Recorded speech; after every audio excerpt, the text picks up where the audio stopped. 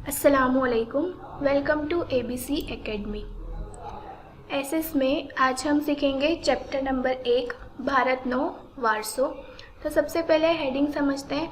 भारत तो हमारा देश है, वारसो किसे बोलेंगे? तो वारसो का मतलब क्या होगा? जो हमको दादा परदादा की तरफ से मिलता है उसको हम क्या बोलेंगे? वारसो। जो हमारे पूर्वजों ने दिया है उस चीज़ को हम क्या बोलते हैं? वारसो। लेकिन हम यहाँ हमारे खुद के वारसे की बात नहीं करेंगे, भारत के वारसे की बात करेंगे। तो स्टार्ट करते हैं। पहला क्वेश्चन है, संस्कृति नो अर्थ विगते समझावो। तो संस्कृति का अर्थ समझते हैं हम। संस्कृति वर्ड तो हमने बहुत बार सुना हुआ है, लेकिन उसका मतलब क्या होगा, उसकी व्याख्या यहाँ समझते हैं हम। तो संस्कृति एटले जीवन जीववानी रीत। हम हमारी ज़िंदगी किस तरह से जीते हैं, किस तरह बिताते हैं, उस चीज़ को हम क्या बोलेंगे? संस्कृति। संस्कृति एटले मानव मनु खेडाण। तो खेडाण वर्ड यहाँ पर नया है। खेडाण मतलब क्या होगा? हमारी बुद्धि का विकास होना, हमारे मन का विकास होना, हमारे विचारों का विकास होना, उसको हम क्या बोलेंगे? मानव मनु खेडाण। मानवीनी टेवों, मूल्यों, धार्मिक परंपराओं, રહેણી કરણી તેમજ જીવનને ઉચ્ચતમ ધ્યેય સુધી લઈ જતા આદર્શોનો સરવાળો એટલે संस्कृति। तो संस्कृति की तीसरी व्याख्या क्या है? हम इंसानों की जो टेव है, आदत, हमारी वैल्यू मतलब कि मूल्य, धार्मिक परंपराओं, हमारे धर्म के जो रीत रिवाज है वो, रहनी करनी हमारा रहन सहन, किस तरह से रहते हैं, किस तरह से जीते हैं, क्या खाते हैं, क्या पीते हैं, वो सब, और हमारे जो आदर्श हैं, हमारे जो संस्कार है, वो सब हमको एक हमारे लक्ष्य की तरफ ले जाते हैं।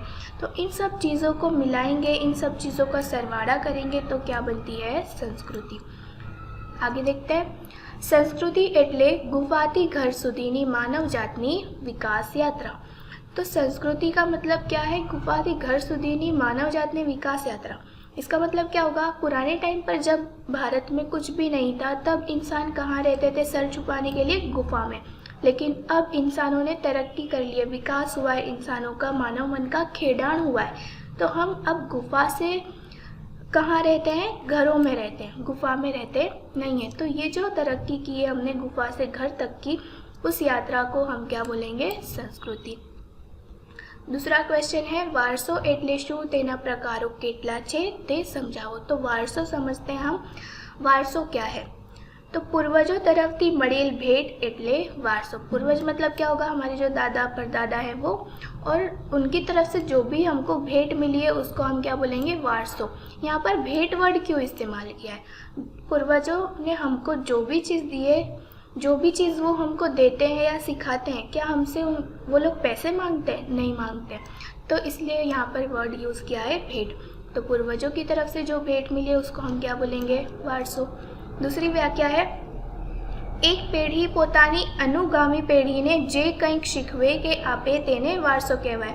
एक पीढ़ी अपनी आने वाली पीढ़ी को, जिसके लिए यहाँ वर्ड यूज़ किया है अनुगामी पीढ़ी, एक पीढ़ी अपनी आने वाली पीढ़ी को जो भी कुछ सिखाती है या जो भी कुछ देती है उसको भी क्या बोला जाता है? वारसो। अब उसके प्रकार देखते हैं। वारसाना बे प्रकारों छे। पहला है प्राकृतिक वारसो, दूसरा है सांस्कृतिक वारसो। तो प्राकृतिक वारसो किसको बोलेंगे? सिंपल सी व्याख्या है इसकी कि जो चीज़ हमको कुदरत की तरफ से मिली है उसको प्राकृतिक वारसो बोलेंगे, और जो चीज़ हम इंसानों ने बनाई है मतलब कि मानव सर्जित है उसको बोलेंगे सांस्कृतिक वारसो। तो इसके बारे में डिटेल में सीखते हैं। पहला प्राकृतिक वारसो। प्राकृतिक वारसो कुदरतनी भेट छे, मतलब हमको वो चीज़ कुदरत ने दी है, जैसे कि नदियों, पर्वतों, झरना, रण विस्तारों, पशु पक्षीओ। अपना भारत में पर्वतों, नदियों, वृक्षों, पशुओं वगैरह ने खूब मान आपवामां आवे छे। हमारे भारत में प्रकृति की हर चीज़ को बहुत मान सम्मान दिया जाता है, पवित्र भी माना जाता है। जैसे कि पीपड़ो, तुलसी, वड़नी पूजा करवामां आवे छे। पीपड़ो है, तुलसी है, वड़ है, इन सबको बहुत पवित्र माना जाता है और उसकी पूजा की जाती है। पीपड़ो, तुलसी की तो घरों के आंगन में, तुलसी को घर के आंगन में रखते हैं और सुबह शाम उसकी पूजा भी की जाती है। फिर है वड़नु वृक्ष। वड़ के ऊपर से तो पूरा एक व्रत है, एक तरह से त्यौहार है जो वो त्यौहार है या फिर व्रत है वड सावित्रीनो व्रत। इसमें क्या होता है, जो महिलाएं हैं, औरतें हैं, वो लोग वड सावित्री का व्रत रखती हैं और वहाँ पर जो वड का झाड़ होता है, जैसे आप फोटो में देख सकते हो, औरतें क्या करती है, हाथ में अपने धागा लेती है, पेड़ के आजू बाजू गोल घूमकर धागा बांधती जाती है और वहाँ पर पूजा की जाती है। तो इस तरह से पवित्र मानकर पूजा की जाती है। फिर है प्राकृतिक वारसाना अंग तरीके भूमि दृश्य। तो भूमि दृश्यों के बारे में समझते हैं। भूमि दृश्य में क्या आएगा, तो भूमि दृश्य भूमिना विविध आकारों सुंदर भूमि दृश्यों सर्जे से। भूमि आकार में क्या आएगा, जैसे कि हिमालय पर्वत है, जो पहाड़ है, पर्वत है, शिखर है, वो सब चीज़ों का समावेश किस में होगा, भूमि दृश्यों में। फिर तीर्थ धाम, इसका भी समावेश भूमि दृश्य में ही होगा, जैसे कि ये अमरनाथ, बद्रीनाथ, ये सब यहाँ पर क्या होता है, अमरनाथ, बद्रीनाथ, फिर एक केदारनाथ भी है, वहाँ पर पहाड़ों के ऊपर मंदिर आई हुई है, वहाँ पर चलकर यात्रा पर जाते हैं और वहाँ पूजा की जाती है। केदारनाथ है, इस पर तो पूरी मूवी भी बनी हुई है, आप देख सकते हो। उच्च शिखरों में नंदा देवी शिखर, माउंट एवरेस्ट, इन सब भूमि दृश्यों ने हमारे भारत का लोक जीवन बहुत समृद्ध बनाया और हमारे लोक जीवन पर बहुत गहरी असर करी है। प्राकृतिक वारसाना अंग तरीके नदियों का क्वेश्चन IMP है जो पूछाता है 2 मार्क्स में, या फिर इसका एक क्वेश्चन आ सकता है, आपणी नदियों ने લોકમાતાનું બહુમાન શા માટે આપ્યું છે। तो देखते हैं क्या है। ભારતની સંસ્કૃતિનો ઉદ્ભવ અને વિકાસ સિંધુ અને રાવી નદીના કિનારે થયો હતો। हमारी संस्कृति का जो विकास है वो 2 नदी के किनारे हुआ है, सिंधु और रावी नदी। हमारी संस्कृति को सिंधु खीणनी संस्कृति भी बोला जाता है। तो तुमको 1 मार्क्स में ये क्वेश्चन पूछा सकता है कि हमारे भारत की संस्कृति का विकास कौन सी नदी के किनारे हुआ, तो सिंधु और रावी नदी के किनारे। सिंधु, यमुना, कावेरी, नर्मदा, गोदावरी, सरस्वती वगैरह नदियों भारतना लोकजीवनने समृद्ध बनाव्યું છે। हमारे भारत की इतनी सारी जो नदियां हैं इन्होंने हमारी ज़िंदगी बहुत समृद्ध बनाई है। प्राचीन समयથી લોકોએ પીવા, વપરાશ, સિંચાઈ, વીજળી, खेती वगैरह માટે नदियों पानीનો उपयोग કર્યો છે। हमारे भारत में प्राचीन समय से और लगभग अभी भी हम नदियों का ही पानी इस्तेमाल करते, पीने के लिए, वपराश के लिए, सिंचाई के लिए, बिजली के लिए और खेती के लिए।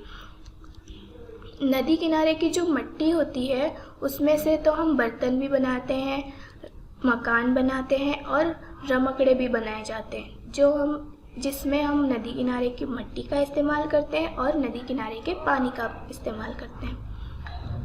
नदियों उषा અને संध्याना सुंदर दृश्य आप्या छे। हम देख सकते हैं ना, उषा का दृश्य और संध्या का दृश्य, मतलब सूरज उगता हुआ देखना और डूबता हुआ देखना, वो नज़ारा कितना खूबसूरत होता है, जो किसकी वजह से होता है, नदियों की वजह से। इस वजह से भारत की नदियों को लोक माता कहा जाता है। प्राकृतिक वारसाना अंग तरीके वन्य जीव मतलब क्या होगा, जंगल में रहने वाले पशु पक्षी। लोकोए वाघ, मोर, गरुड़ वगैरह वन्य जीवों ने देव देवीओना वाहन तरीके स्थान आप्યું છે। तो हमारे जो देव देवी है, देवी देवता है, वो लोग वन्य जीवों को वाहन की तरीके से इस्तेमाल करते हैं। भारतना बंधारणे अपनी राष्ट्र मुद्रा में 4 सिंहों, घोड़ो, हाथी અને બળદની આકૃતિને स्थान આપીને वन्य जीवों गौरव કર્યું છે। हमारे भारत की जो राष्ट्र मुद्रा है, जैसे आप ये फोटो में देख सकते हो, ये हमारे भारत की राष्ट्र मुद्रा जिसको आपने सिक्के पर या नोट पर देखा होगा, इसमें 4 सिंहों की आकृति होती है। यहाँ पर वो 3 ही दिखेंगे क्योंकि फोटो में हम पूरा नहीं देख सकते ना, तो जो चौथा सिंह होता है वो इसके पीछे साइड होता है। तो टोटल 4 सिंहों की आकृति है। इसके अलावा यहाँ अशोक चक्र के आसपास तुम देखो तो यहाँ घोड़ा है, बड़द की आकृति होती है और इसके पीछे साइड हाथी की भी आकृति होती है। तो हमने इन वन्य जीवों को हमारे राष्ट्र मुद्रा में स्थान दिया हुआ है। दूसरा प्रकार है सांस्कृतिक वारसो। सांस्कृतिक वारसो किसे बोलेंगे वो देखते हैं। सांस्कृतिक वारसो एटले मानव सर्जित वारसो, मतलब हमने जो चीज़ बनाई है, इंसानों ने जो चीज़ बनाई है उसको कौन सा वारसा बोलेंगे, सांस्कृतिक वारसो। मानवीए પોતાની બુદ્ધિ શક્તિ, જ્ઞાન, આવડત અને કલા કૌશલ્ય વડે જે કાંઈ સર્જ્યું કે મેળવ્યું ते सांस्कृतिक वारसो कहवाय। इंसान ने अपना दिमाग लगाकर, अपनी कला लगाकर जो भी कुछ बनाया है या जो भी कुछ पाया है उसको हम क्या बोलेंगे, सांस्कृतिक वारसो। उसमें कौन सी चीज़ों का समावेश होता है वो देखते हैं, जैसे कि राजमहल, स्तूप है, विहार है, शिलालेख है। शिलालेख किसे बोलेंगे, जो शिला मतलब होगा पत्थर और लेख मतलब उस पत्थर पे जो लिखावट होती है उसको क्या बोलेंगे हम, शिलालेख, जैसे आप फोटो में देख सकते हो। फिर मंदिर का समावेश होगा सांस्कृतिक वारसे में, मस्जिद का समावेश होगा, किलों का समावेश होता है, दरवाजा हो। उपरांत इसके अलावा भाषा, लिपि, अंकों, शून्य, गणित, धातु, वनस्पति शास्त्र, इन सब चीज़ों का समावेश भी किसमें होगा, सांस्कृतिक वारसे में। अब भाषा भी तो हम इंसानों ने ही बनाई है ना। कुदरत की तरफ से तो हमको आवाज़ मिली है, लेकिन भाषा हम इंसानों ने बनाई है। लिपि भी एक तरह से भाषा या बोली होता है। अंकों की शोध, शून्य की शोध, गणित, धातु, वनस्पति शास्त्र, इन सब की शोध मानवों ने की है, इस वजह से उसका समावेश होगा सांस्कृतिक वारसे में। भारतनी प्रजाएं सांस्कृतिक वारसानी अनेक बाबतों विश्वनी प्रजाने आपी छे। अब हमारे भारत ने भी बहुत सी शोध ऐसी की है जिसका फायदा पूरा विश्व उठाता है। प्राचीन अवशेषोमांथी मળી आवेल नर्तकी, देव देवीओना, पशुओना अने मानव आकृतिना शिल्पो, मतलब उनकी मूर्तियाँ है, देव देवी की मूर्ति, पशुओं की मूर्ति, मानव आकृति की मूर्ति, मतलब कि शिल्प बोलेंगे उसको। बाळको ने रमवाना रमकड़ा, दाढ़ीवाળા પુરુષનું શિલ્પ વગેરે પ્રાચીનતમ સંસ્કૃતિનું ગૌરવ છે।